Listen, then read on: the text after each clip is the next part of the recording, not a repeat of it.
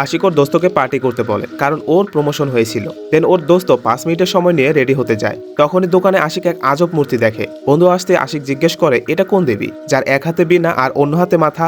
তখন সূর্য বলে আমি জানি না, অ্যাকচুয়ালি দোকানদার একজনের ঘরের জিনিসপত্র আনতে গিয়ে এক সাধু বাবা মূর্তিটা দিয়েছিল।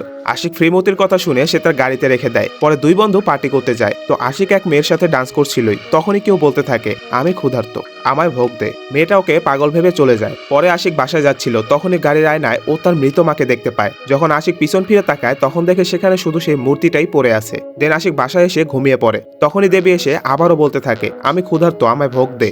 আশিক ভয়ের চোদনে পানি ঢালে, কিন্তু সেটাও রক্তে কনভার্ট হয়ে গিয়েছিল। তখনই সেখানে ওর মায়ের আত্মা এসে বলে বাবু দেবীকে ভোগ দাও, তাহলেই আমি খাবার পাবো। এসব দেখে আশিক ভয় পেয়ে যায় আর রিয়েলি ঘুম থেকে উঠে পড়ে, কারণ এখনো পর্যন্ত ও যা দেখেছে তা স্বপ্ন ছিল। তবে সত্যিকার অর্থেই পানির গ্লাস নিচে পড়েছিল আর পায়ে হেঁটে বাইরে যাওয়ার স্পষ্ট দাগ সেখানে শো করছিল।